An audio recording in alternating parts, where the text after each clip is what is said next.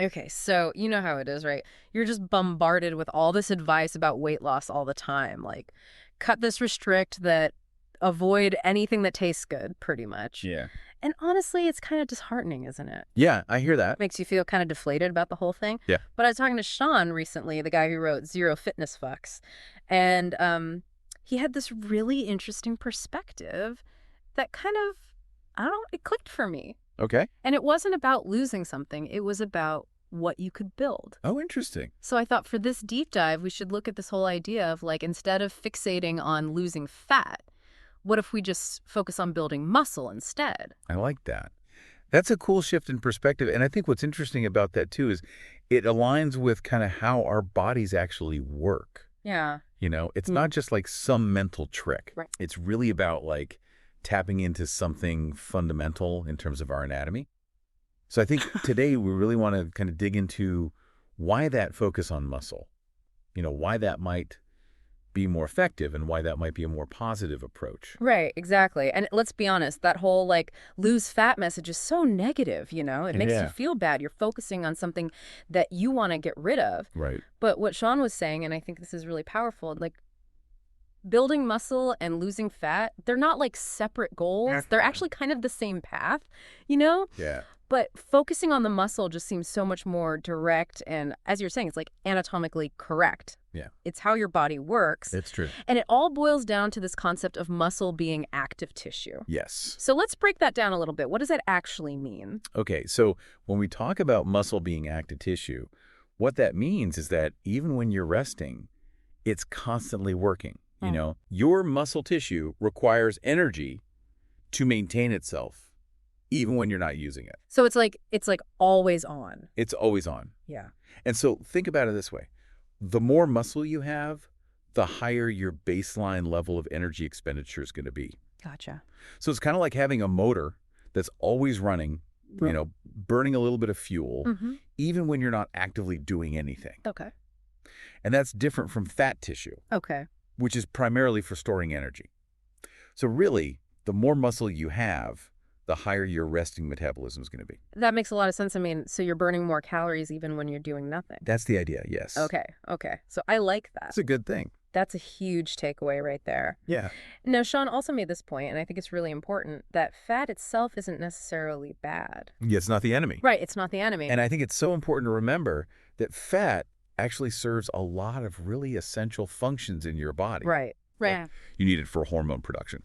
Certain fats are the building blocks for your hormones. It's a great source of energy, a long-lasting source of energy to power your activities. Fat provides insulation to keep you warm.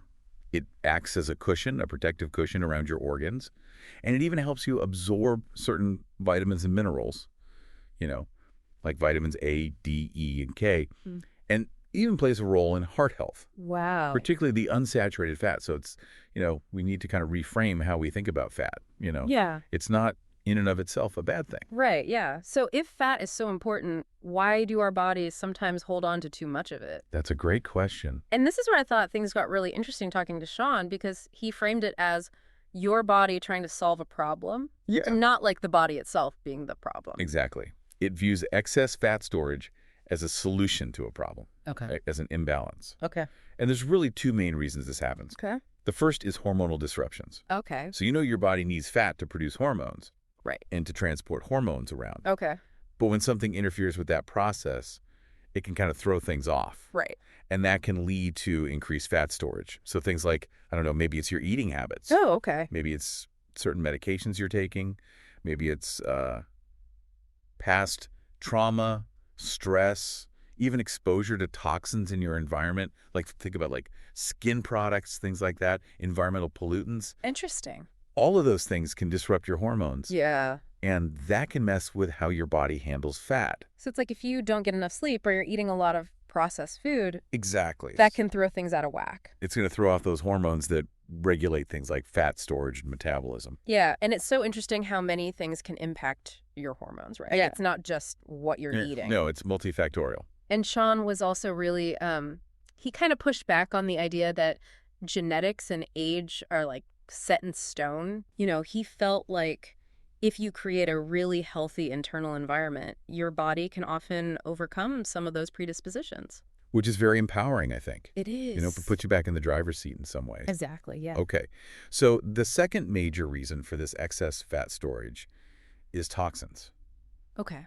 So, a lot of the toxins we encounter daily are fat soluble, Oh, okay. right? Whether it's in processed foods or environmental pollutants, whatever it might be. Right. And so what happens is your body, to protect your organs Hmm. from these toxins, it stores them away in fat tissue.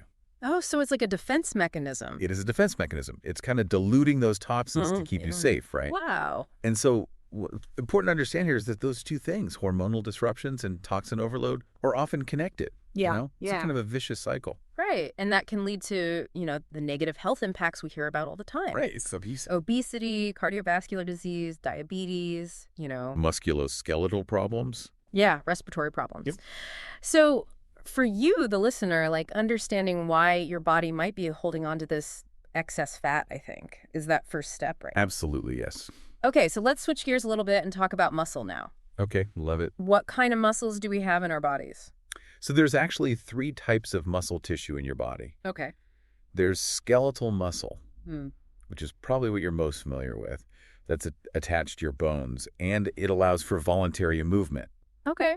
So like when you walk, you lift something, Mm. anything you're consciously doing, that's your skeletal muscles at work. Okay. And then you've got cardiac muscle, Okay. which is the specialized muscle tissue in your heart. Oh, That's what pumps your blood. Gotcha.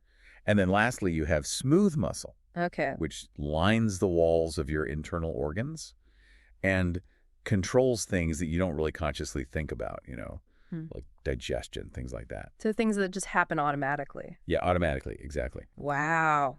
Okay, so at a really basic level, what makes those muscles work? What's happening? So the real magic lies in these 2 proteins called actin and myosin. Okay. So inside each of your muscle cells, Mm-hmm. these proteins are arranged in these little tiny fibers, then they're kind of overlapping. Okay. And when your muscle contracts, these actin and myosin filaments slide past each other and they shorten the muscle fiber. Okay. So it's almost, think about it like 2 sets of hands pulling on a rope. Okay. That's essentially what's happening at a microscopic level. Gotcha. And that entire process requires energy. It requires something called ATP, which is like the currency of energy in your cells. Okay.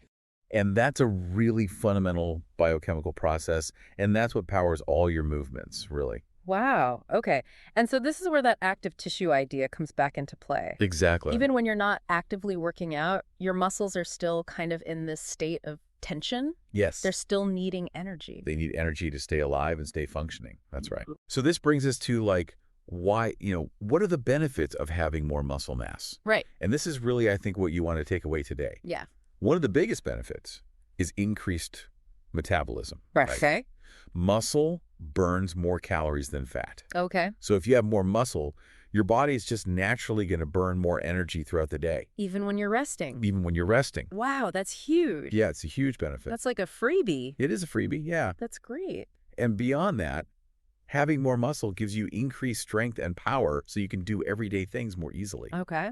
It improves your athletic performance if you're into that. Right. It gives you better mobility and flexibility. Right. It's really just like this cascade of positive effects Yeah. for your well-being overall. And it's not just about being able to lift heavy things. It's like those everyday things become easier, right? You can move furniture, you can play with your kids, you can go hiking. Right. I mean, I think it's also important to remember that stronger muscles really help with posture, which can actually reduce aches and pains. Oh, for sure. Yeah.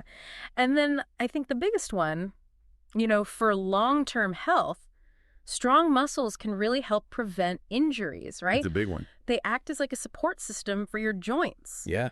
Yeah, so it's like this really awesome cycle. More muscle leads to more activity, which further increases your metabolism and calorie burn. It is. It's a wonderful cycle. Yeah, so even when you're not working out. Yeah, you're burning more calories. It's amazing. And it's the opposite of what happens with muscle atrophy, Right. which is when your muscles actually shrink Right. because Yeah. you're not using them. So this is really why incorporating some form of strength training is so beneficial. Exactly. Okay, and so you might be thinking, okay, but how do we know all this stuff? Yeah. How is this not just some, made up thing? Well, this is based on real science. Okay. So that whole idea about the actin and myosin filaments sliding past each other, that was actually directly observed under microscopes a long time ago. Really? Yeah. Wow. So we can actually see this happening, Wow. which confirms that whole physical mechanism of muscle contraction. Okay. And then we know that energy currency, ATP, is directly linked to how fast your muscles can work. Wow. Right. Which tells us how energy intensive it is. Right. And then finally, research shows that when you don't use your muscles, they shrink. Right. So it's, there's a lot of evidence to support all of this stuff. Okay, let's take a quick pause here for a word from our sponsor, Primus 3 Performance Enhancing Electrolytes. Be right back. Okay.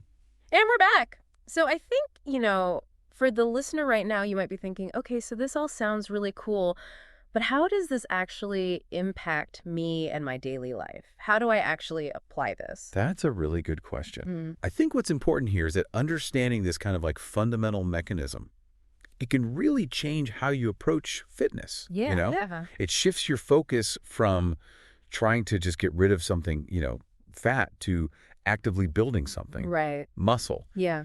And as we've been talking about, that building process has so many positive effects throughout your body, not just how you look. Yeah. It's about improving how your body functions overall. Right. And it's almost like you're investing in your body's engine. Right? Exactly. Yeah. So your ability to move, to function efficiently, and to protect itself in the long run. Right. And I think what we've kind of talked about today is, by prioritizing this build muscle approach, the fat loss often kind of follows naturally. It often does. As a result, right, of a more active metabolism. Right. And better hormonal balance. Yeah. So it's a more sustainable approach. Yeah. And dare I say, more enjoyable. It's more positive, I think. It's like, yeah. It's more empowering. Yeah, absolutely. It's like you're adding something to your body rather than constantly taking things away. Exactly. So it's a much healthier relationship, I think, Right. with your body and your fitness goals. Yeah. Yeah. Okay, let's take another quick break and hear from our sponsor one more time. That's good. Welcome back to our deep dive. So let's kind of summarize here. What's the key takeaway?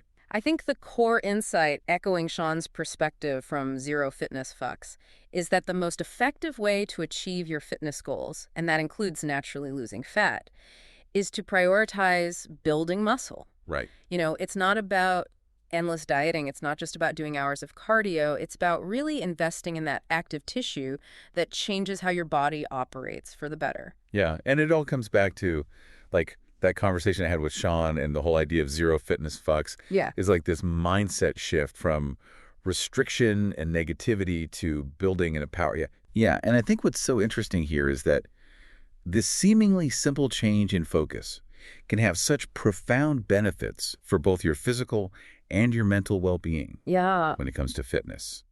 So here's a final thought for you. What if, instead of focusing on what you want to lose, what if you just thought about what you can build?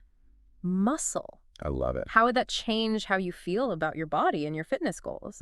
Maybe now is a good time for you to explore some basic strength training, or to just think about these concepts that we've talked about today with a new, more positive outlook. Absolutely, I love it.